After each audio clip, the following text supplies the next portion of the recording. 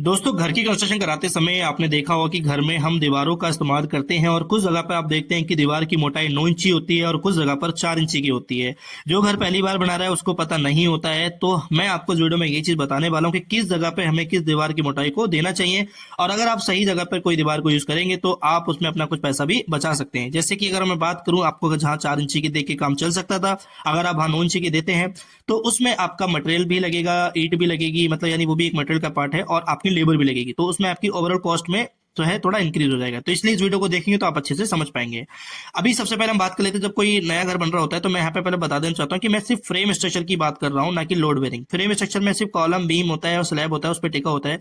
और load bearing में हमारा जो होता है दीवारों पर ही छत टिकी होती है।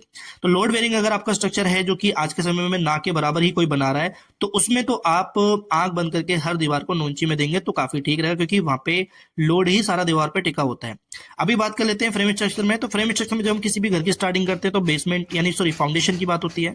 और फाउंडेशन में आप जब ब्रिक वर्क करते हैं, ऊपर तक लाते हैं प्लेन बीम तक, तो उसमें आपको 9 इंची देना है, 4 इंची नहीं देना। उसके पीछे भी रीजन है कि अगर आप 9 इंची की जगह 4 इंची करते हैं तो क्या होता है, जब फिलिंग मटेरियल हम यूज करते हैं, चाहे सॉइल है कोई भी है, तो जब हमारा मिट्टी पे का प्रेशर आता है तो फिर दीवार रजिस्ट नहीं कर पाएगी अगर आप उसको 4 इंची में देंगे। तो यहाँ पे मैं 9 इंची सजेस्ट करूंगा।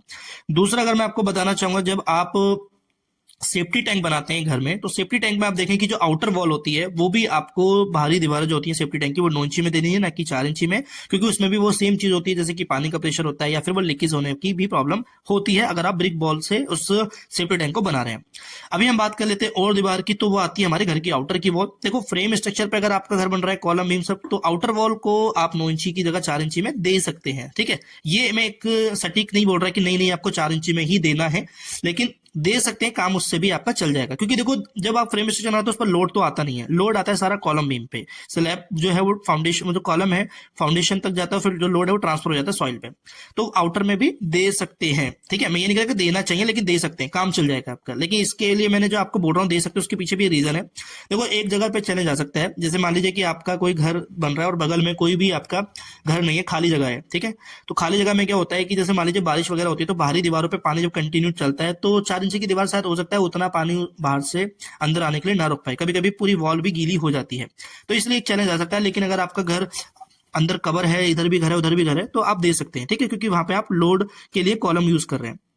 दूसरा, जो भी हमारे इंटरनल पार्टीशन होते हैं, जैसे कि एक कॉलम के बीच में पार्टीशन हो गया, किचन के बीच में पार्टीशन हो गया, वॉल के बाथरूम बना रहे हैं तो उसमें हो गया, तो आप वहां पे बिल्कुल 9 इंची की जगह 4 इंची की दीजिए, कोई दिक्कत नहीं होगी। साथ ही मैं एक चीज और बता दूं, कुछ जगह पर जहां जीना जा रहा है आपकी दीवार से लगकर, तो उस जगह पे आपको 9 इंची देना चाहिए मेरे हिसाब से, क्योंकि दीवार जीना जो है हमारा वो दीवार में कनेक्ट होकर जाता है, तो उससे जीने की भी, एक कैंटिलीवर जीना होता है तो उसकी मजबूती बढ़ जाती है।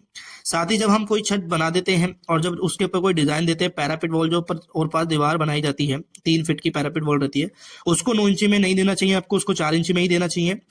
तो उससे भी आपको ब्रिक का काफी मदद मिलेगी बचाने में। दूसरा, अगर हम बात कर लेते हैं, जो मैं आपको दीवार का बता रहा हूं कि 4 इंची देनी है, लेकिन आप एक चीज ध्यान रखना है कि जो दीवार है वो सिर्फ एक पर्दे का काम करती है, लेकिन हमें उससे अपने स्ट्रक्चर को उसके सारे नहीं रखना है।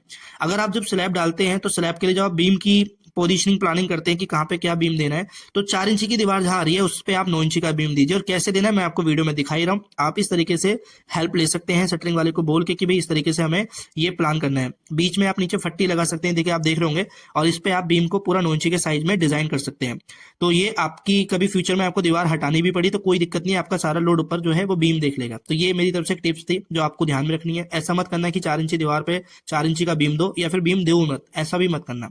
तो मैंने जो आपको जो वीडियो में बताया है कि कहाँ पे हमें क्या वॉल देनी है, क्या दे के काम चल सकता है, वो उस पर ध्यान अगर आप देते हैं तो अच्छी जगह आप अपनी अच्छी वॉल को बना सकते हैं, ब्रिक बचा सकते हैं, कॉस्ट आपकी बच जाएगी, और जो भी प्रॉब्लम हमें होती है वो उससे आप बच सकते हैं। वीडियो अच्छी लगी तो इस वीडियो को लाइक करना, चैनल को सब्सक्राइब करना।